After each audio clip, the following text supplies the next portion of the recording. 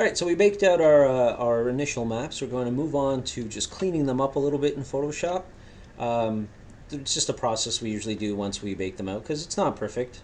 So if we take a look at, that's an older one here. If we take a look at our model here, there's some things that just aren't perfectly right. We have some strange kind of dark spots here where the hair is. The brow line here, you have a little bit of overlap with what's going on with the hair.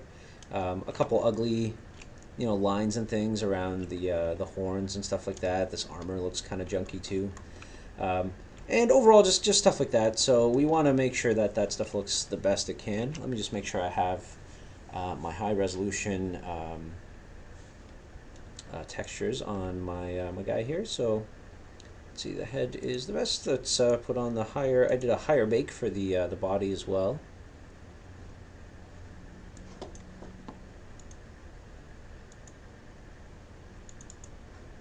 There we go. That's much nicer.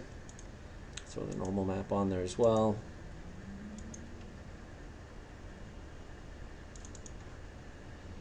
Alright, so that should look better. I cleaned up a bit of my shoulder and armor kind of things. But we'll still have to kind of clean it up. You'll see in here, some of this stuff is just kind of looking a little blurry, little kind of whatever. So let's just open up Photoshop and we'll take a look at what we can do. So the first thing we're going to do is just open up our head texture, our head occlusion. So let me just get Photoshop in here. It's going to open up my head large occlusion. And let's take a look. So this is what our character kind of looks like right now. And we can kind of get to see a lot of the kind of different issues we get here. So I'm going to hit F to go into full screen mode. This will allow me to actually still pan around. It's different than actually putting your image into full screen. So I'm going to zoom in. Let's take a look at the horn kind of area here. So this is where the horns intersect. And this is the base of my horn. So you'll see right here the horns caught a little bit of my hair. And that looks a little funky. So what I'm going to do is I'm going to take this texture, just duplicate it, just drag it onto this layer here, have a copy of it. I'm just going to use the smudge tool, and I'm just going to smudge some of this stuff out just to make it look a little bit better. So just down a little, you have to be careful where you smudge so you're not interfering with any other mesh. But just be careful which direction you're smudging, but with a little bit of care you should be okay. You won't mess anything up.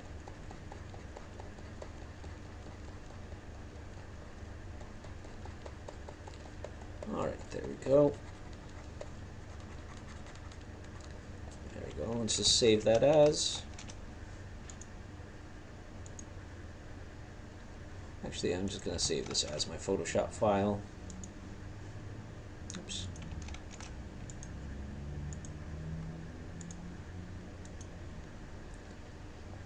There we go. Going to go into 3D Max and just going to swap out that head texture here from my TGA to my Photoshop file.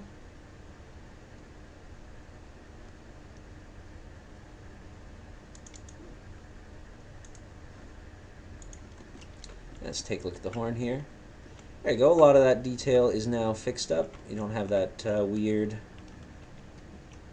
looking stuff there, so that's much better. Let's go through and just take a look at what else is going on here. So the hair also has a little bit of this like roundness in there, which isn't the worst, and we'll probably, a lot of that will go away once we're painting. But I might want to get in here and just slightly smudge that out. With stuff like this, you kind of got to be careful not to overdo the smudging. I'm just going to go in here and just kind of clean that up just a little bit.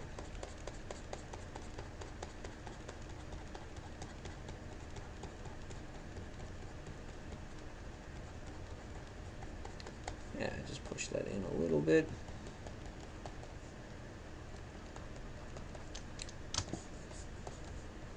Yeah, you'll see some of this stuff doesn't quite match up with the mesh that we had, so it's going to require a little bit of finagling.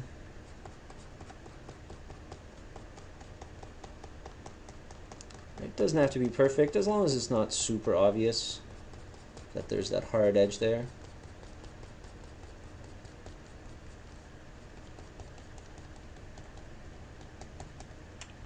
So let's just save that. Let's take a look at what that's looking like. Looks like I still have a bit of that going on. But this side looks better already. So let's make sure I fix up this little guy here.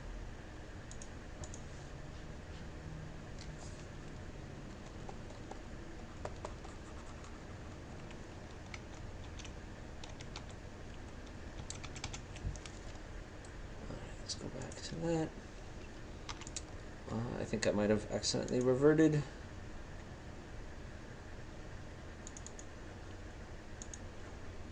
There we go, nice and clean. So just go through and clean up, those kinds of areas. We'll take a look at the forehead here.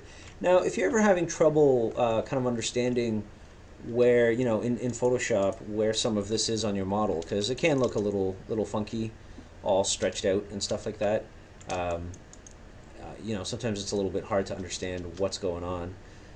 So let's just, I'll show you a little way to help out with that. If you go into 3D Max, select your head, apply a unwrap modifier on it, and open that up. So you'll see this is what my unwrap looks like. Oh, I have, unfortunately, I stitched my body and my head together. So I'm just going to select these guys here. Just going to detach them quickly.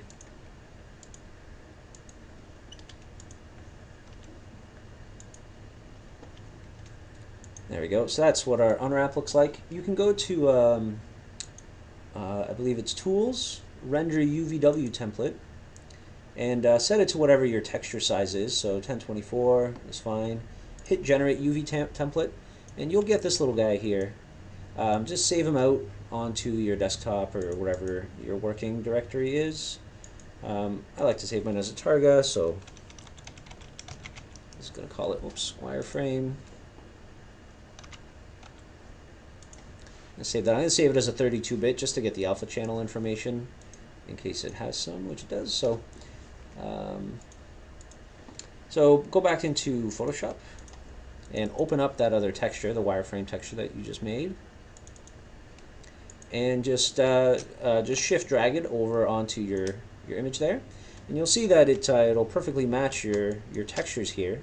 And you can set this to like a multiply or an overlay. Or just mess around with some of these settings. I think soft light works really well, or screen, and that way you'll kind of get to see where all your stuff is. You can lower the opacity a little bit on this, and at least you'll start understanding where things are, why they're looking like they're looking, and all that. So it should help you to kind of understand what to fix up. So we're going to fix up this the forehead area here. So we're going to do the same thing. Just get a smudge tool here. I'm going to get a bit of a bigger one. Just smudge this stuff upwards.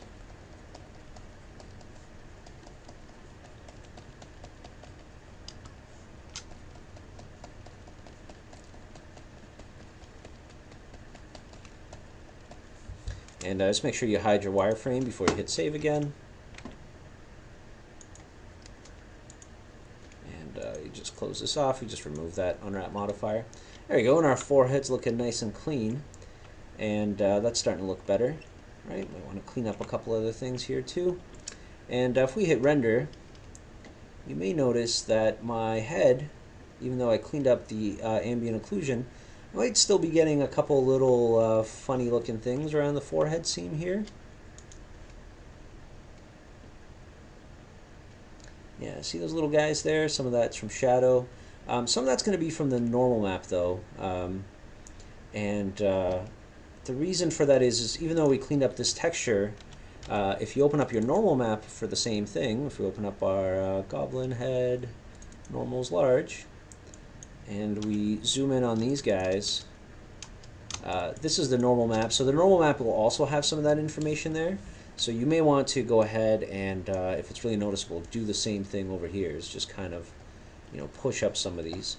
You got to be careful doing some of this stuff because you don't want to ruin any of the capture information for your model. So just kind of be wary of what it is you're doing, especially like if you look at the hair here. We have some funky kind of information going over top of where these horns were, which again can kind of look bad if you don't if you don't take care to clean this stuff up well. So just make sure you're taking the time cleaning this stuff up. And that really is a big difference between a really good and an okay character, is how much care the artist put into cleaning up their textures, making sure the bakes went well, that kind of stuff. So sometimes it's good just to go in here and carefully smudge out some of this stuff. Sometimes if errors like this are really bad, you might have to go do a rebake. You can even go through and do a bake without the horns on the head at all, so that way they won't interfere with any of this stuff, and then do just a straight up bake like that, and then kind of composite or compile those textures together. As you get better at doing this stuff, as you have more practice, you'll notice that it might take a little bit more work to get the look that you want out of your textures. Sometimes it means breaking apart your model into sections, and doing it that way. So again, have a good kind of sense of judgment on this stuff. Understand when your textures will need your care and where. A lot of that comes from trial and error and good observation. So let's just flatten this out. Just save that. Go back to 3D Max here and let's just take a look.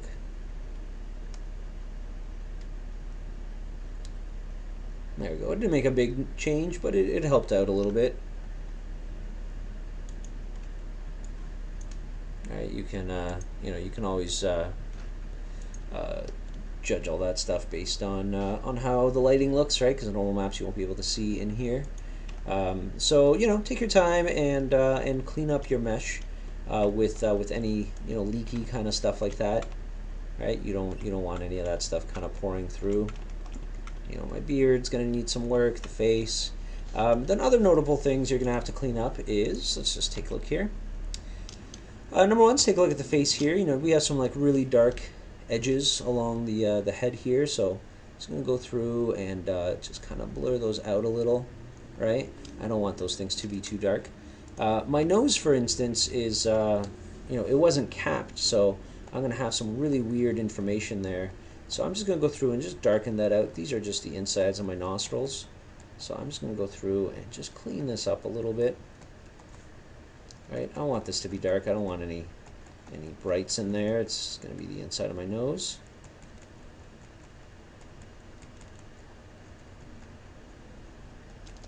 There you go. Same with the lips. These are really dark. Smudge tool is probably not going to do much for that. So I might want to actually go in and sample some of the colors around here and just kind of paint this stuff up. Right, this is just the ambient occlusion is really our base, so you want to make sure your base is nice and clean and really working well for you, because we're going to be applying all our different textures and things like that on top of this, so you don't want this to be crappy quality before you move on to that. So let's just do something like this here. And then I can use my smudge tool just to even out some of these things here.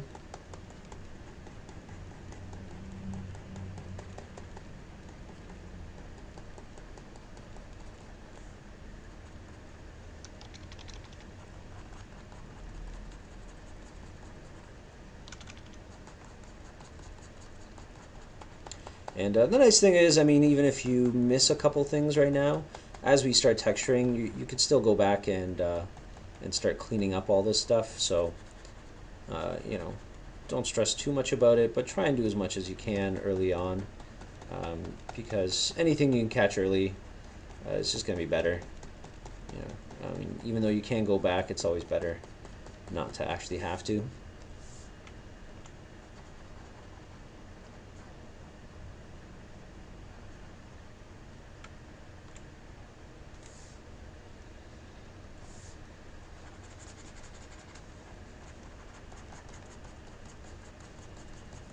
There we go.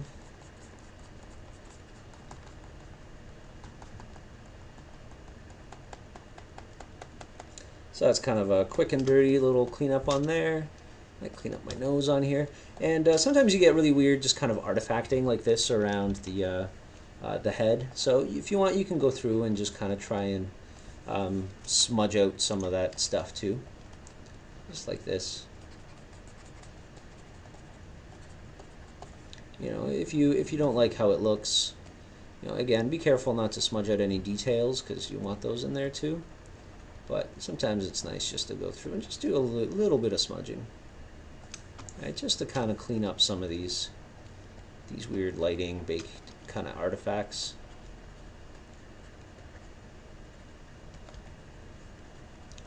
Right, just kind of tidy up a little bit.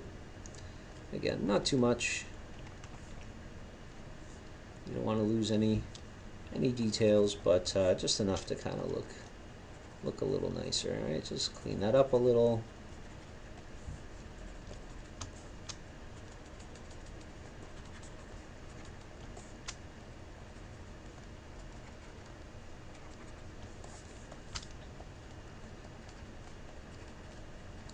There we go.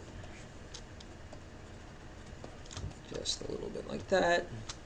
Again, you can make your brush size way bigger, and just kind of just a little. I'm just going like you know, a little bit back and forth, just a couple millimeters here and there. Let's take a look at some other, like these horns here. I'm gonna leave them for the horns because they're supposed to be antlery, so I might want them to actually look like that. Same with the hair. I don't really care right now. It you know, aside from this like really dark black area, I don't like anything that's like 100% dark on anything that's actually visible.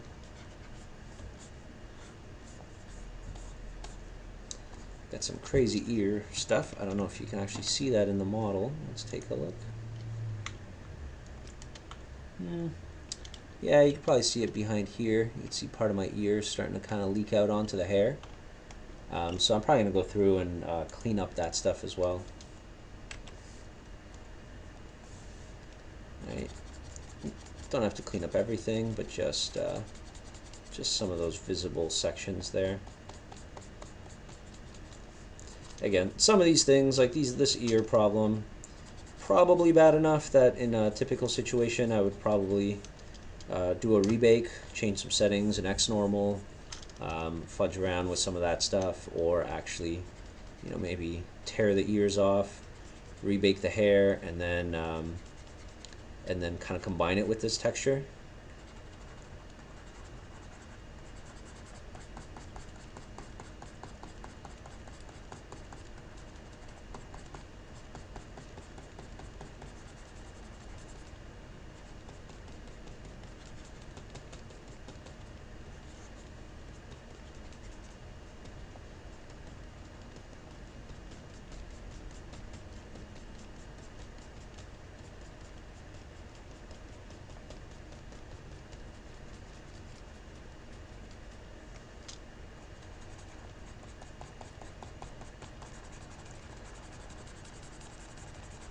Just a little bit of cleanup like that. Let's take a look. Horns look like they're doing okay. Beard, I will definitely, you know, maybe clean up a little bit. Just like that. Try and follow the contours of the hair that's going to be on there. Right? Making sure that's looking good. Ears are looking pretty decent. There's some weird intersections in here, so I might just go through and clean that up.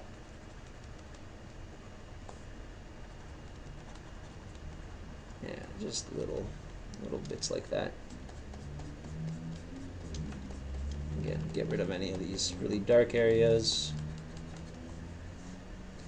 Alright, so I'll go through doing that, take a look at my face again, probably clean up some of these beard-ish areas.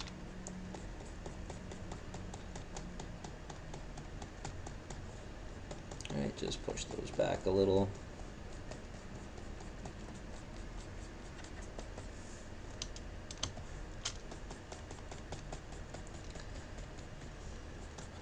Looking back at it, because of how complex the edges of my beard are compared to you know, how many polys I kind of have in there, I probably would have merged my beard and my face a little bit better, or at least made the little contours a little higher poly, just to have them match up a little bit better.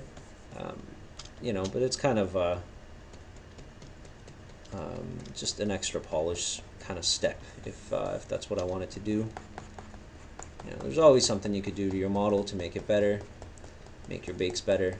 Some of the stuff you only learn by making models and making mistakes, and some stuff you can go back and fix, but you know, at this point in your kind of character learning experience, it's just better to finish a character and then try and fix up those errors on a second character and just start from scratch.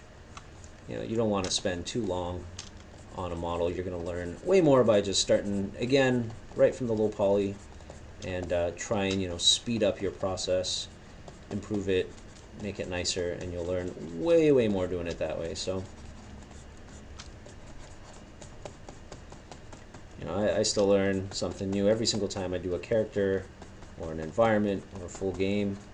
There's always something to learn. I mean, I haven't been in the industry for that long, but you know, I'm sure people who are real experts and have been doing this for a long time feel the same way. They can spend forever just always learning, always doing something. There we go, that's a little bit cleaner. And go through and clean up my my beard as well. You know, kind of maybe I might even go into the geometry here and cut up some of this stuff to match the hair a little bit better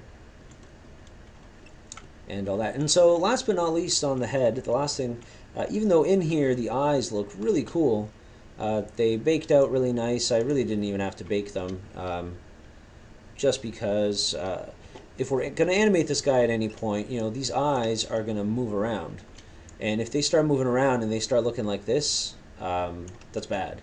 You know, we definitely don't want that. So if you go back into Photoshop and we take a look at our eyes here, you know, they're, you know, even though that looks really cool, it's not something you should really have on your character. So I'm just going to go through and I'm just going to white these guys out.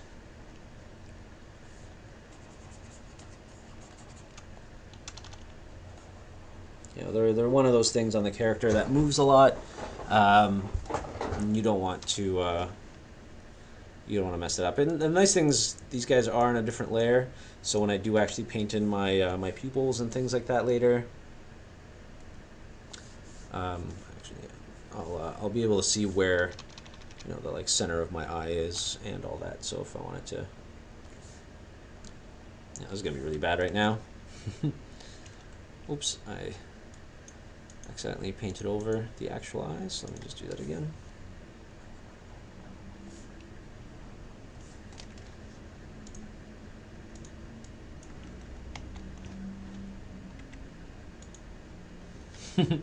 So, you know, they're not very centered. He's going to look a little crazy. But at least it gives you a good idea of where those are. And in fact, in the end, I think I'll probably only use one of those sections for my eye, paint that up later, and then unwrap them on his own. Just because that's, I don't really need unique areas for my eyes at this point. If I do, you know, I kind of have the space for it, but I probably won't need it. So we'll just do that, and you know, that'll be the head, and then you'll have to do the exact same thing for the body. So save yourself out a wireframe, and then just go through here and, you know, just take a look, right? Just clean up that kind of stuff. You know, stuff you could see underneath. You know, any kind of weird looking areas of your character. You know, like that. Like, what the heck is that thing? I guess, you know, that's from my leg wraps, but they're not looking very good. So just go through, clean up your model, or your textures and all that stuff. And then when you're finally done with just the base character, there's a few things you're probably going to want to do.